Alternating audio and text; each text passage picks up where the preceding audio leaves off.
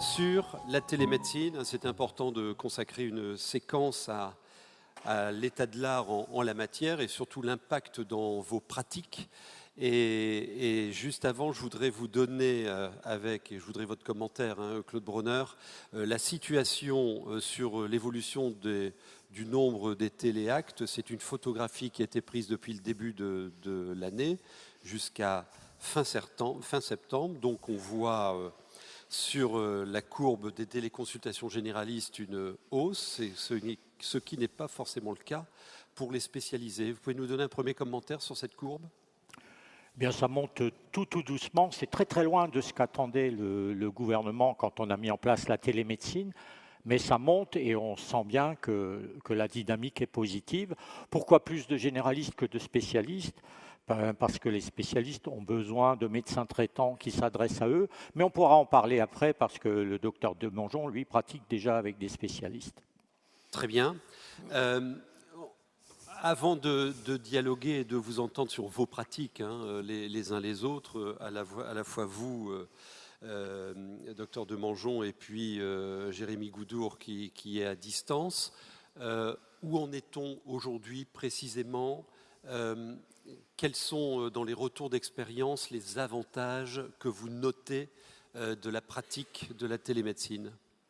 Alors on fait, en plus on a un projet régional dont on va parler, on fait vraiment beaucoup de formations et on a très vite compris que le message principal qu'il fallait passer aux médecins pour commencer, c'est que la téléconsultation, c'est quelque chose d'en fait extrêmement simple.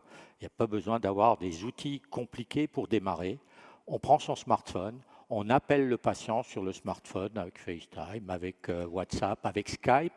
À partir du moment où il y a un contenu correct de consultation, eh bien, si on note quelque chose dans le dossier, si on fait une feuille de soins parce que le boulot a été fait, on peut faire une téléconsultation. Donc on en est là et ça c'est un message, j'insiste, parce que c'est un message que les médecins comprennent bien et que pratiquement personne n'a vraiment porté, parce qu'il y a des plateformes qui disent « nous, on a des super solutions ». C'est vraiment, j'appelle mon patient avec mon smartphone, sur son smartphone, si je suis en visio avec lui, et si je peux faire le boulot, ça s'appelle une téléconsultation. C'est le premier message, on le martèle, et comme on fait beaucoup de formations, qu'on voit beaucoup de médecins, ça monte, et j'espère que le Grand Est va être au-dessus, quoi. Mais ça, c'est mon côté un peu mégalo, quoi. Non, volontariste, simplement volontariste. Voilà. On tord tout de suite le cou, Claude Bronner, à un sujet, si on avait fait les post-it là tout de suite, vous l'auriez certainement exprimé, on perd le métier avec la télémédecine. Qu'est-ce que vous répondez à ça ? Je réponds que si vous avez l'impression de perdre votre métier parce que vous soignez vos patients au téléphone, ce que vous faites tous les jours, c'est qu'il y a un problème. La téléconsultation, c'est une autre forme, mais l'expérience montre, et on a des gens qui en font beaucoup, qui vont nous en parler, ça marche bien, et c'est surtout bien quand les patients ne peuvent pas aller chez le médecin dans des délais raisonnables, ou quand le médecin n'en peut plus et peut faire par d'autres ce qu'il n'arrive plus à assurer, puisque je vous rappelle, hein, on en a parlé hier, il semblerait que 40% des médecins ne prennent plus de nouveaux patients comme médecins traitants. On a vu le chiffre tout à l'heure. Hein. Il y a des choses à faire et on est là pour en parler. D'accord. Alors, on va entendre le retour d'expérience des deux médecins qui sont avec nous. Jérémy Goudour nous entend là ? Pas encore. Pas encore. Il faut que vous m'autorisiez à me connecter avec lui et je le fais. Est-ce que je vais le faire ? Donc lui, il est à Troyes et vous-même, vous travaillez à Saint-Dizier. Vous êtes aussi sur une CPTS. Vous expliquerez votre histoire et votre retour d'expérience. Je vous autorise. Bon, si la technique veut bien mettre mon écran sur... Voilà, vous voyez, il suffit de demander. Donc, j'ai mis en possibilité d'appel Jérémy Goudour, Clarisse Audouin, qui est de l'APIMA, c'est notre projet, et le LIM de la salle de Nancy, là on rentre dans du matériel élaboré, et j'ai même une petite mallette qui n'est pas loin, qui s'appelle le Lama. Voilà, je le mets aussi, et je les appelle, et donc on va tous se retrouver en connexion. Alors, Des fois, il y a des problèmes de son. Je les gère notamment en jetant les gens, mais j'espère que ça va marcher à tout le monde. Et si on arrive à faire ça comme ça, ils nous entendront, ils pourront participer à la discussion, ils pourront témoigner. Alors, à préciser bien sûr qu'on parle de l'outil, vous le voyez en tête, Télémédica, qui est l'outil que vous utilisez. Donc ça, c'est moi. Hein. Ça, c'est vous. Bon, bonjour Clarisse. Bonjour Claude. Bonjour madame. Bonjour Kevin. Kevin est au chariot chez OPI. Et bonjour Jérémy. Jérémy Goudour. C'est le beau garçon. Bonjour. Il m'a demandé tout à l'heure s'il était beau. Oui, oui, tu es beau. Et bonjour Valentin et Fleur qui sont sur une mallette qui est juste dehors, sur l'air un peu ouverte. Vous pourrez la voir tout à l'heure si vous voulez. On va commencer avec Jérémy Goudour. Vous nous entendez ? Oui, je vous entends un petit peu loin, mais je vous entends. Et vous m'entendez ? Oui, nous, on vous entend très bien. On t'entend parfaitement. Donc, vous travaillez au sein d'un cabinet, vous êtes 2 médecins qui ne pratiquent que, je le vois là, hein, que la télémédecine depuis janvier de cette année. Vous avez fait combien de consultations ce matin ? Tu as fait combien de consultations ? Alors, j'ai pas entendu le début de la question parce que c'est un petit peu loin du micro, donc si vous pouvez répéter un petit peu. En fait, il te demande combien de consultations tu as fait ce matin. 32. Allez, explique-nous. Ça calme, hein ? Alors, non, ils ont sifflé dans la salle. Hein. Alors, expliquez-nous. 32 consultations, ça répond surtout à une organisation. Le chiffre brut en lui-même ne veut rien dire. Notre particularité, est en 1 minute 30, pas plus, est d'avoir organisé territorialement une réponse de téléconsultation en soutien aux médecins généralistes installés et téléconsultation dite de recours pour les patients. Pourquoi de recours ? Puisqu'elle n'interviendra pour les patients seulement si ils n'ont plus de médecin traitant ou qu'ils n'ont pas accès dans le délai adapté auprès de leur médecin traitant. On a organisé les 2 pans de la téléconsultation, le côté patient et le côté médecin. Côté patient, c'est une téléconsultation qui se fait au sein de salles de téléconsultation implantées à l'épicentre de déserts médicaux et dans lesquelles on préserve le lien physique par un assistant de télémédecine qui accompagne le patient. Et puis, la grande part du travail a été d'organiser la réponse médicale parce que c'était ça qui faisait défaut dans les différents plans télémédecine. Et on a organisé cette réponse au sein d'un cabinet médical de téléconsultation, enregistré comme tel au conseil départemental de l'ordre des médecins et qui est un univers qui va garantir à la fois la sécurité, la qualité, la disponibilité, mais aussi l'ergonomie de tous les petits process de la téléconsultation. Et au sein de cet univers, les médecins viennent s'y positionner pour y consacrer un temps de leur activité complètement à la téléconsultation en termes d'activité secondaire, en complément d'une activité clinique physique qui reste principale. Voilà notre organisation qui garde ce côté territorial puisqu'à chaque fois elle est concertée avec le tissu sanitaire local au sein duquel sont implantées les salles de téléconsultation, voire même c'est un tissu sanitaire, un écosystème qui nous contacte comme la CPTS de Saint-Dizier pour qu'on assure la réponse de téléconsultation. Et ça a permis que notre organisation, gardant ce côté territorial, préservant le parcours de soins habituel du patient, connaissant les filières habituelles du patient, ça a permis que nous soyons validés en commission paritaire régionale dans le cadre de l'avenant 6 il y a un peu moins d'1 an, en décembre dernier.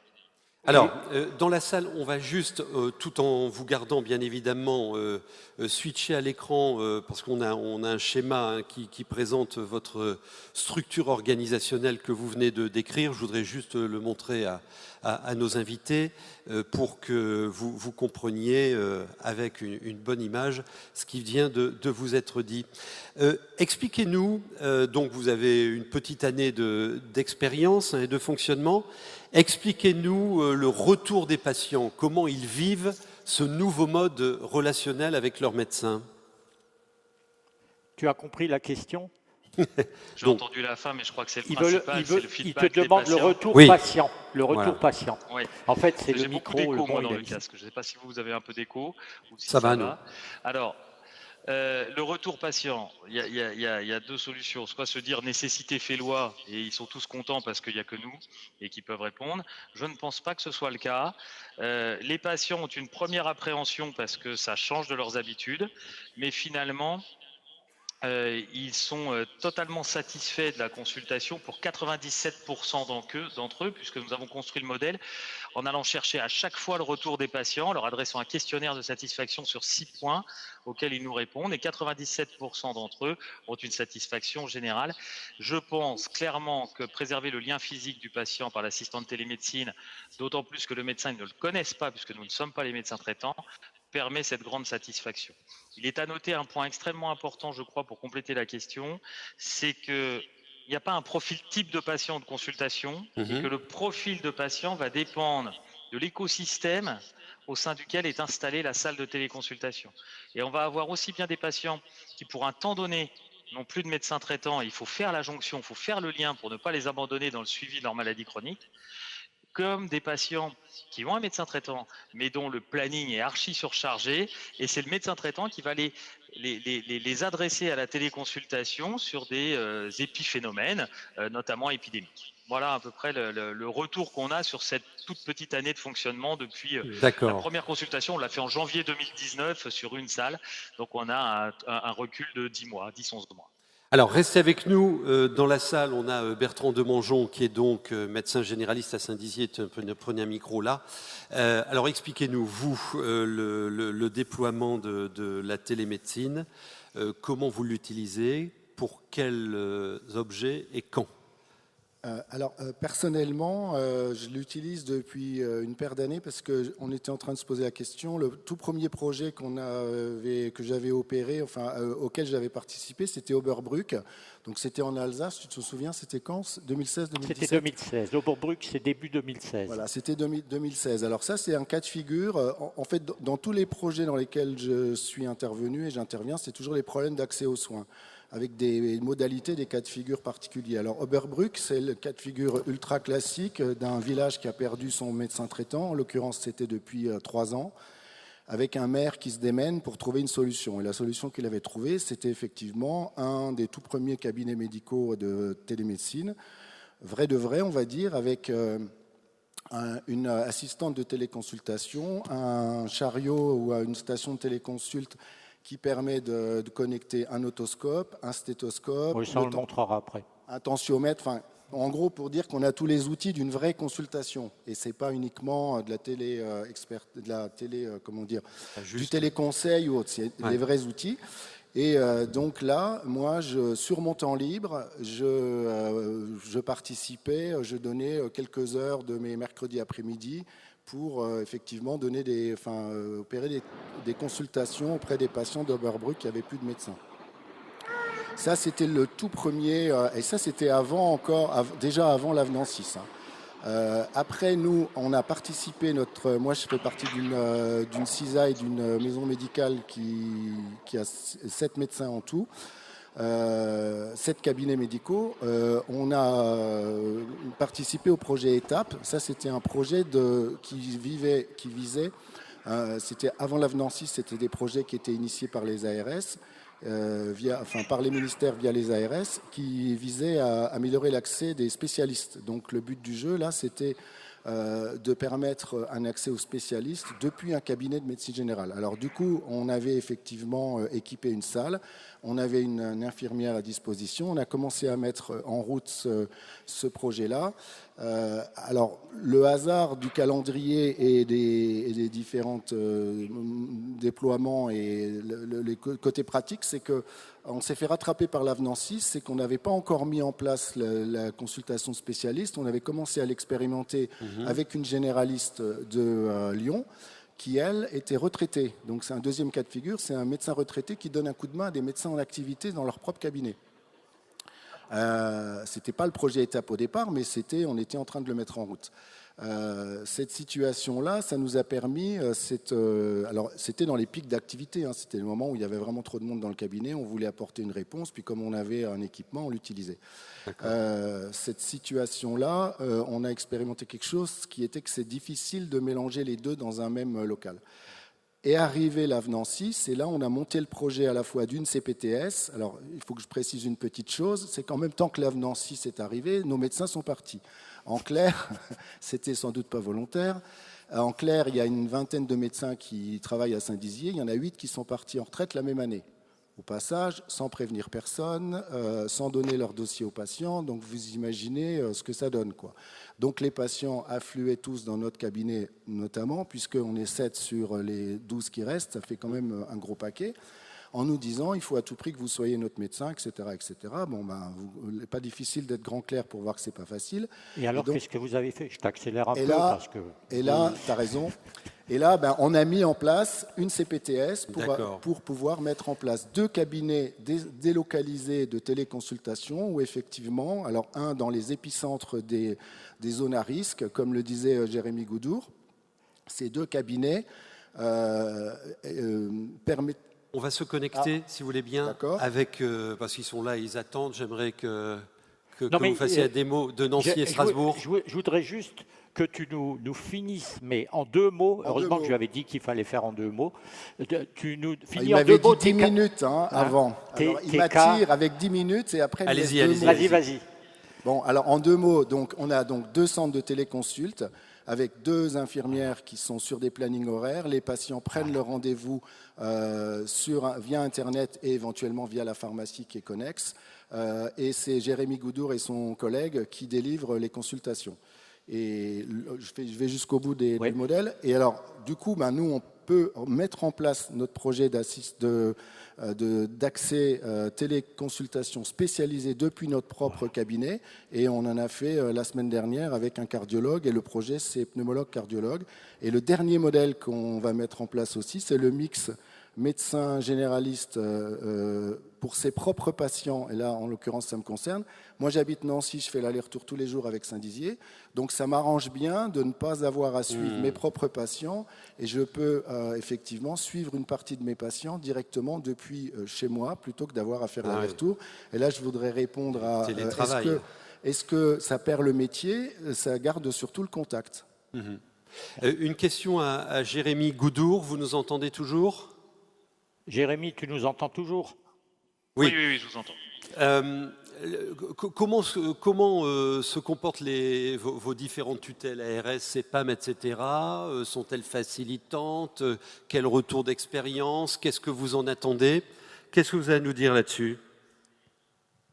Alors, sur les tutelles au sens large, la CEPAM de notre département a été extrêmement prégnant et porteur dans le projet, nous a accompagnés tout au long du projet dans sa définition.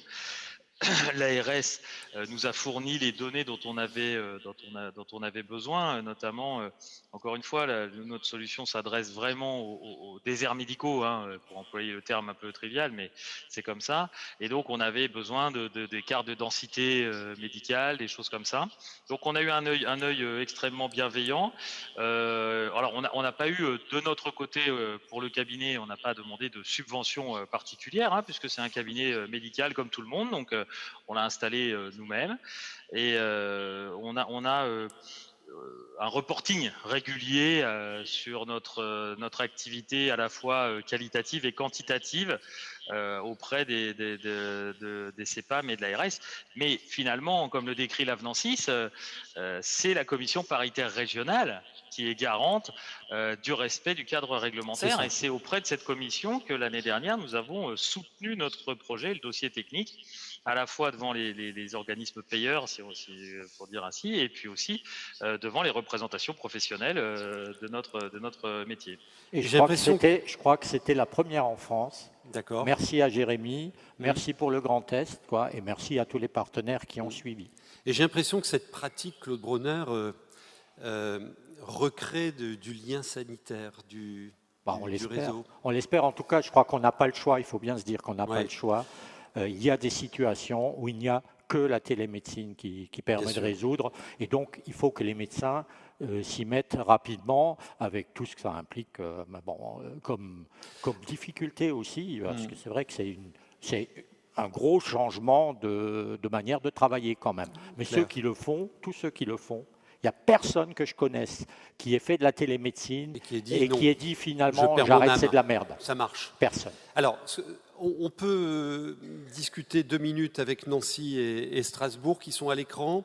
Ensuite, vous nous présenterez rapidement d'autres solutions, d'autres outils techniques, parce qu'il y a un site intéressant, Mediacompare, qui fait la comparaison de ces différents outils. Et on discutera avec Clarisse Audouin. Vous nous entendez, Clarisse? Oui, tout à fait. Top. Alors, Nancy et Strasbourg qui sont connectés avec nous, là. Donc, Clarisse, tu nous dis un petit mot du projet APIMA. Donc, ça, c'est le projet de formation. Et après, on rentrera un peu dans le contenu de la consultation avec les mêmes outils que ceux qu'utilise Jérémy ou qu'utilise Bertrand. Alors, tu nous dis quelques mots du projet APIMA? Parce que c'est l'URPS qu'il porte et que c'est quand même une journée organisée par l'URPS. Très bien, merci. Bonjour à tous. Donc, je suis médecin généraliste à Haute-Rotte et formatrice de formation à FMC Action APIMA. Et donc, depuis 2 ans, nous travaillons sur ce déploiement de la télémédecine tâche confiée par l'URPS à l'association APIMA. Et ce projet a consisté en fait à travailler conjointement avec l'ARS pour avoir les financements nécessaires pour organiser des formations dans tout le Grand Est. Donc nous nous délocalisons les experts, les techniciens, Valentin, Fleur, que vous voyez aussi à l'image. Donc l'APIMA a recruté 2 salariés pour faire le travail avec nous, pour être présent auprès des médecins, au téléphone, au cours des formations. Nous avons actuellement formé 240 médecins, si je ne me trompe pas. J'étais encore en formation avant-hier soir avec 20 médecins au Bernay, très satisfaits de la formation. Donc nous présentons les outils, les différents outils, le site Medicompare dont va vous parler Claude. Et donc nous faisons des démonstrations avec des systèmes très simples de téléconsultation afin de motiver les médecins généralistes pour en fait valoriser un travail qu'ils font déjà en répondant au téléphone gratuitement pour les patients et en leur montrant comment dans leur pratique ils peuvent intégrer la télémédecine. Voilà. Et tu seras Et donc, sanctionné, tu seras sanctionné parce que tu as oublié de dire que l'APIMA est le bras armé de l'URPS. Il y a un partenariat voilà. avec Non, mais l'URPS. clairement l'URPS a délégué le travail à l'APIMA, parce qu'entre nous, quand c'est une assoce, ça marche quand même plus facilement que quand c'est une grosse machine, quoi. Mais ça vous le répéterez pas. Hein. Et ce que je n'ai pas dit du Claude pour terminer sur le projet APIMA, donc c'est que on organise ces formations, les médecins signent un émargement, et si les médecins pratiquent 5 actes de téléconsultation avant le 31 décembre 2019, c'est ce qui a été convenu avec l'ARS, donc les médecins touchent chacun 350 € en plus du forfait structure qui existe déjà. Ok. Alors, il nous reste une quinzaine de minutes. On fait la démo de la consultation tout de suite. Une petite démo. Alors déjà, je vais demander à Jérémy de nous montrer 2 photos d'actes de ce matin, juste comme ça, comme ça je suis tranquille. Jérémy, tu m'entends? Oui. Tiens, je suis en train de les chercher en même temps. Comme ça, je te les montre. Après, je vous en montrerai en vrai, mais comme ça, on est assuré. Donc, il nous a sélectionné une gorge. Voilà. Ça vous donne une petite idée. On a je passe vite, des fois que quelqu'un connaîtrait la personne. Un des tympans de ce matin. Voilà, le tympan, je pense que personne ne le reconnaît. Voilà. Donc, on va voir en vrai maintenant. C'était pour vous... Pardon?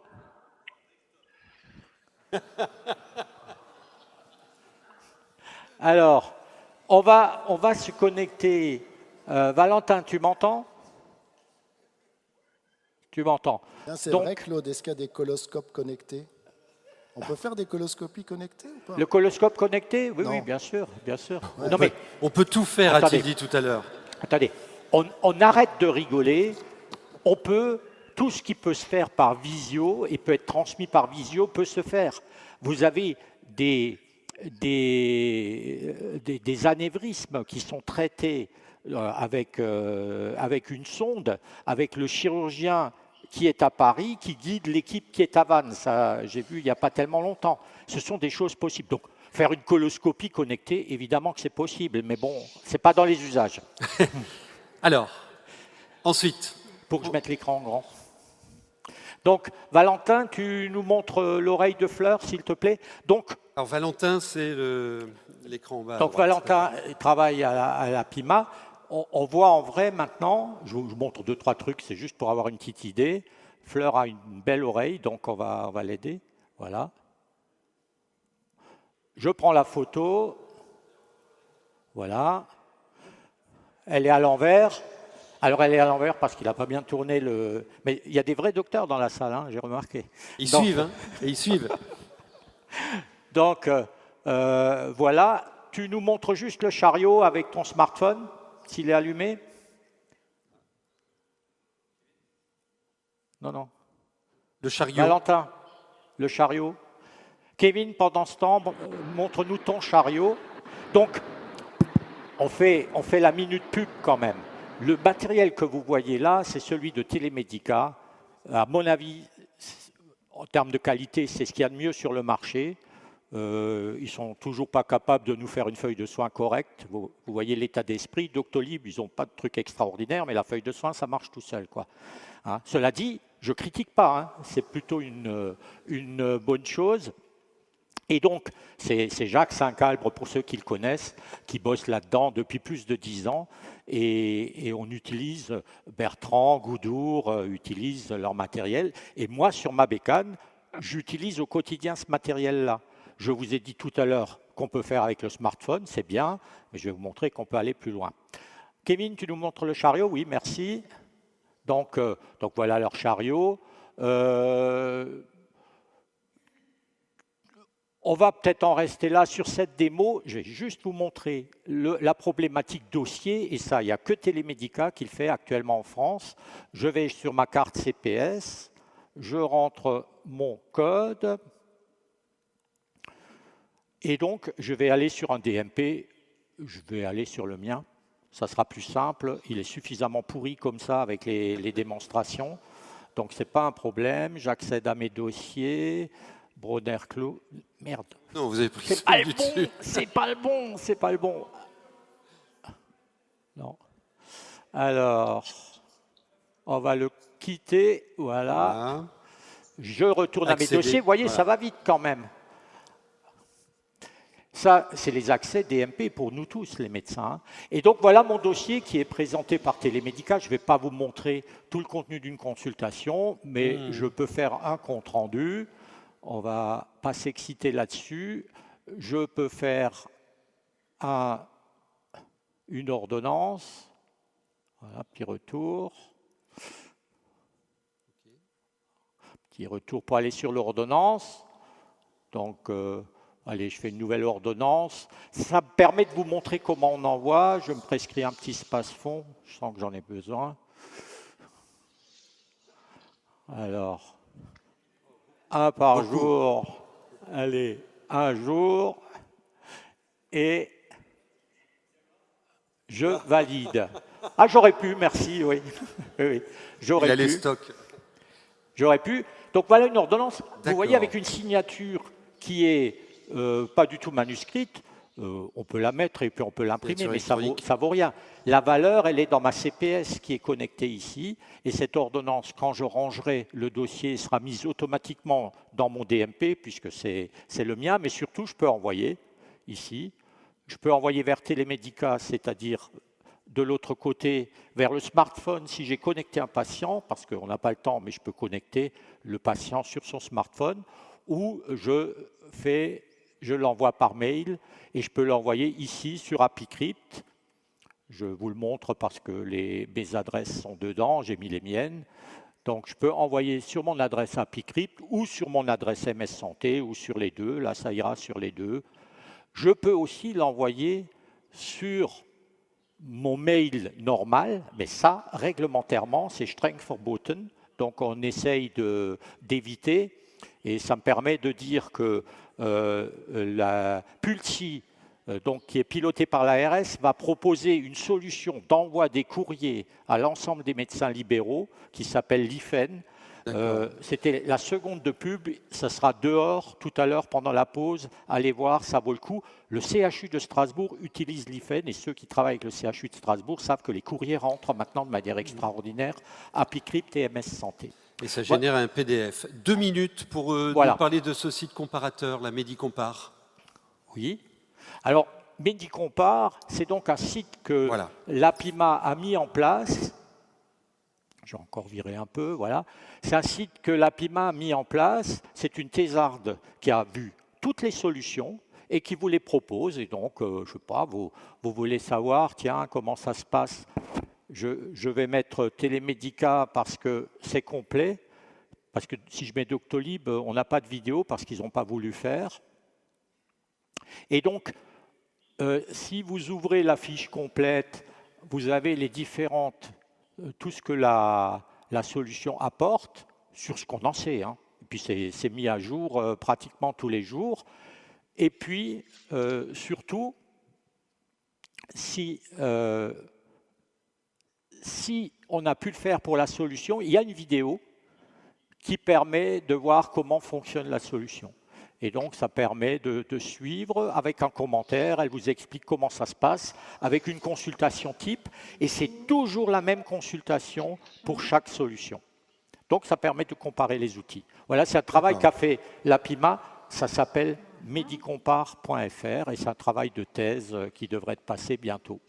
Toujours avec l'APIMA, on va afficher à l'écran, si on peut switcher s'il vous plaît, les dates des prochaines formations qui sont à votre disposition. Et après, on va prendre quelques minutes pour entendre des questions de la salle. Voilà, notez bien sur Reims, Signy-le-Petit et les 2 rendez-vous de Strasbourg.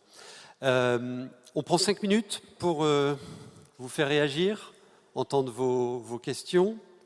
Vous me remettez, s'il vous plaît, oui. les autres. Vous les aurez sur le site, les dates. Hein. Une très courte question. Moi, quand je consulte en journée, je ne fais pas 31 actes. En demi-journée. J'ai calculé, si c'est une demi-journée de 4 heures, ça fait quand même 8 minutes de l'acte. Moi, je suis à 20 minutes de l'acte au minimum. Jérémy, est-ce que tu as entendu cette question qui s'adresse directement à toi? Alors, je te traduis. Tu as le confrère qui signale que lui, il ne fait pas 32 consultations dans une demi-journée, ça fait 8 minutes de l'acte et tu as intérêt à avoir une bonne réponse. Et une question sur la qualité de l'acte. Attends, on laisse répondre. Oui, juste un instant. Une question... La bonne réponse, c'est qu'on était 2 médecins plus un qui est venu Jérémy, attends.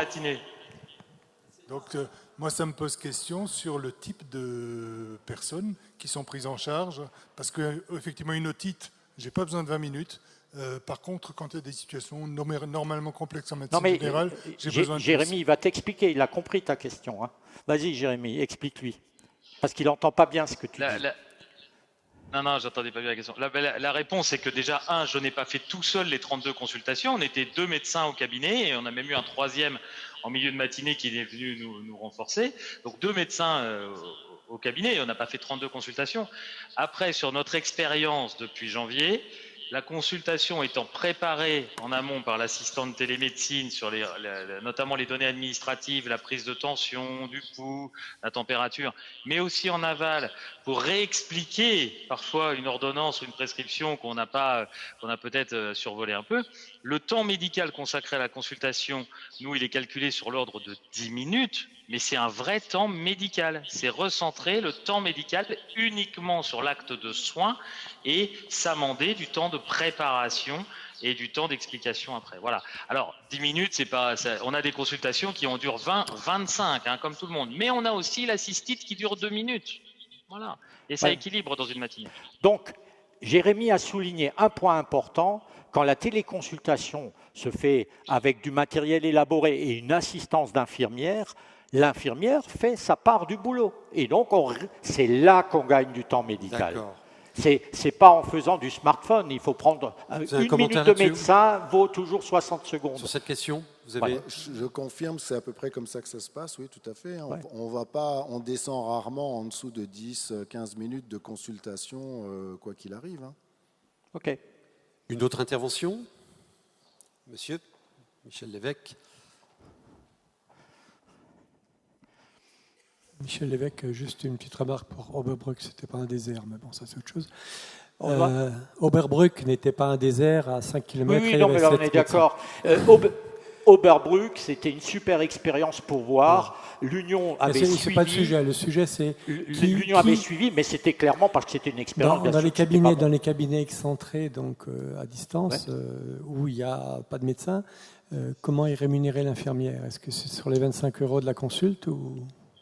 Alors, il y a deux méthodes. Il y a avant, c'est-à-dire jusqu'à aujourd'hui, Bertrand, comment elle est rémunérée aujourd'hui, et il y a après le 1er janvier. Il y a 3 avant. Il y a avant sur projet. Ouais. Aujourd'hui, c'est comment? Oberbruck. Aujourd'hui, au jour d'aujourd'hui, jusqu'au 31 décembre 2019, c'est sur projet avec l'ARS. Voilà, c'est l'ARS qui paye sur projet. En l'occurrence, c'est un projet CPTS, et il y a, à partir du 1er janvier 2020, c'est un acte codifié par la Sécu. 1er janvier 2020, l'infirmière qui se connecte avec le médecin depuis le lit du patient, elle rajoute 10 € TLL à son acte. Et si elle va exprès chez le patient avec une petite mallette pour faire une téléconsultation, on fera moins de visites, c'est 15 €. Et si elle est au cabinet, comme elle est chez Bertrand, dans une salle, dans une mairie, dans un cabinet, c'est 12 € de tarif libéral pour les infirmières libérales au 1er janvier 2020. Ça va changer des choses. D'accord. Madame? Je voulais justement préciser ce que le docteur Bronner vient de dire. Ça fait effectivement partie de l'avenant 6 de la Convention des infirmiers. Donc, je suis Madame Lhomme de la CPAM des Vosges. Tout à fait. Et ça va être présenté aux infirmiers. Les 3 actes que vous avez cités, également les tarifs, seront mis en œuvre à partir du 1er janvier 2020. Changement au 1er janvier. OK. Une autre intervention, monsieur? C'est tout simple, c'est pour le médecin qui fait la télémédecine, comment il touche ses honoraires, puisqu'il n'est pas en contact avec le patient? C'est le principe de la télémédecine, ça s'appelle une TLC, c'est ça? C'est un acte codifié par la Sécu qui permet de... TCG. Comment? TCG. TCG, c'est l'avenant 6. L'avenant 6 permet de faire une téléconsultation et de toucher les honoraires. Ah oui, vous voulez dire comment je les récupère, les honoraires? Pécuniairement, comment ça tombe dans son porte-monnaie? Actuellement, ce que je fais, moi, puisque je ne fais que des téléconsultations avec des spécialistes, moi, je fais du mix, en fait. Donc, c'est très simple. Je fais soit du dégradé de mon cabinet quand j'y suis, soit du mode, quand je fais une téléconsulte, que le spécialiste est là, comme j'avais fait avec Claude Muller, en fait, on était 3. Il y avait l'infirmière, il y avait moi-même, il y avait Monsieur Muller, Jean-Joseph Muller. Et donc, à ce moment-là, moi, je suis en présence du patient. Donc, moi, au passage, dans une téléconsulte de spécialiste, avec spécialiste généraliste, j'ai le droit de tarifer une téléconsulte. Ce qui est intéressant, c'est que moi, je discute avec le cardiologue. Quand je suis à la maison et que je fais une téléconsulte, j'édite un mode dégradé.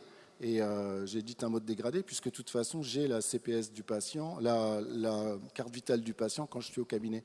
Donc, je fais un mode dégradé et une TLC. Enfin bref, il faut un réseau qui permet d'échanger les données des patients, d'aller chercher le dû du patient quand il n'est pas à 100% avec sa carte bancaire PayPal ou un autre système. Il y en a qui commencent à fonctionner, ça se met en place, ils achètent un tas de trucs sur Internet. Ils achèteront une partie ou le tout de nos consultations demain quand ils ne sont pas pris en charge à 100% en tiers payant. C'est comme ça que ça marche. Oui, je me mets à la place du patient et je suis très triste que l'avenir, ça va être l'examen du patient sans le médecin. Pourquoi sans médecin? Sans médecin parce que finalement, c'est très confortable pour le médecin de rester chez lui, de faire de la télémédecine. Vous restez chez vous à Nancy, pendant ce temps-là, dans les déserts médicaux, les gens vont se faire examiner par un tiers. Et je me mets à la place du patient. Et pour moi, médecin généraliste, je trouve ça assez triste. Voilà. 40% des généralistes refusent des nouveaux patients. Vous êtes d'où, monsieur? Vous habitez où? À côté de Nancy. Si vous voulez, il y a au moins 3 cabinets vacants à Saint-Dizier, on vous accueille à bras ouverts. Non, et vous pouvez, il est un peu salaud, mais il n'a pas tort, quoi. Ça fait 7 ans que je fais l'aller-retour Nancy-Saint-Dizier 4 fois par semaine. Donc, c'est très bien, c'est votre choix. Si vous moi, voulez, j'examine les patients, c'est différent, c'est tout. Mais moi aussi, j'ai le droit de me mettre à la place du patient et de trouver que c'est triste. C'est tout. Enfin, que l'évolution, si c'est ça, je ne sais pas s'il y a des représentants de patients, mais je trouve que c'est dommage. On peut même aller tous les jours ensemble à Saint-Dizier, faire l'aller-retour. On sera 2 dans la voiture, ça sera super. Stop. Enfin, moi, je fais des téléconsultations avec des patients. que je vois aussi en physique, tout comme de Mongeon, et clairement, il l'accepte volontiers parce qu'on fait du bon boulot, excusez-moi. Moi, de temps en temps, quand le patient a besoin d'un avis rapide, qu'il l'a rapidement, qu'il n'a pas besoin de sortir chez lui, ça a aussi des avantages pour lui. Là où tu as raison, c'est vrai qu'on va vers une période où les patients ne trouveront pas plus les médecins dont ils ont besoin. C'est scandaleux, mais ce n'est pas de notre faute. Alors, attendez, madame. Vraiment très vite, 2 dernières interventions, parce qu'on doit passer au sujet suivant. Très vite, madame et madame, on enchaîne. Oui, moi je voulais simplement dire que par rapport au fait de ne pas avoir de lien avec le médecin pour le patient, en fait, parfois ça peut arranger le patient quand c'est des renouvellements pour des maladies chroniques qui n'ont pas besoin d'un suivi particulier. Je pense qu'une téléconsultation, ça peut permettre même au médecin de libérer du temps pour un autre patient qui en aurait plus besoin. Voilà. Allez, dernière intervention, madame.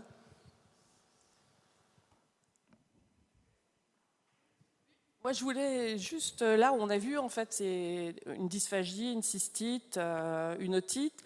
Donc, est-ce qu'il y a vraiment nécessité d'avoir un médecin et est-ce que ce n'est pas l'IPA qui va pouvoir faire ça une fois qu'elle sera normée, remettez bon, Jérémy. Je sais, c'est polémique, mais je le fais exprès.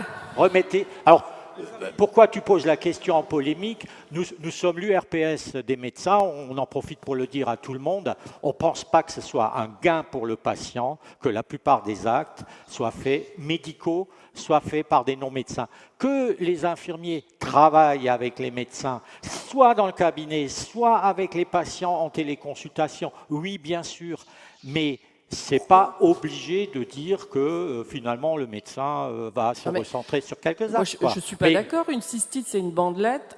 Une angine, c'est un TDR. N'importe qui est capable de faire ça. Enfin, de toute façon... Et on n'a pas besoin de faire, comme dirait l'éditorialiste très polémique, là, de faire 10 ans d'études pour soigner une grippe. Voilà, parce que ça, c'est l'air du temps aussi. À force de faire des choses comme ça et en montrant que l'on peut déléguer et encore déléguer. Un mot de conclusion, Claude Bronner. Alors... Non mais on est en plein. On sent que on est sur un sujet en rupture. On est en rupture aussi culturelle. On est en plein sur le sujet. Je suis évidemment d'accord qu'il y a un tas d'actes que font les médecins qui ne devraient pas faire, qui pourraient faire autrement. Si on avait un mode de rémunération différent, si les actes complexes étaient mieux payés, etc. On est bien d'accord. Notre société n'en veut pas. Nous, notre problème à tous, maintenant, tout de suite, c'est de répondre aux patients qui ont besoin de nous. La téléconsultation, c'est un des moyens. Et si nous laissons des plateformes, des médecins qui sont juste payés pour ça, qui n'ont aucune proximité avec les patients, qui ne sont pas du territoire, prendre la main en plus sur les petits actes, ceux qui justement ne nécessitent pas une expertise extraordinaire, parce que c'est ceux-là qui font, eh bien on est foutu si on laisse faire ça. Donc notre boulot à nous de médecins, c'est de s'y mettre et de répondre pour nos patients et de s'organiser pour que nos patients soient pris en charge. Merci. Et en off, mon voisin disait, et finalement, et c'est peut-être une invitation, vous avez noté les 4 dates, allez toucher au sujet et peut-être que vous ferez un bon apprentissage de cette utilisation. Merci à tous les deux, merci à ceux qui étaient en distance avec nous.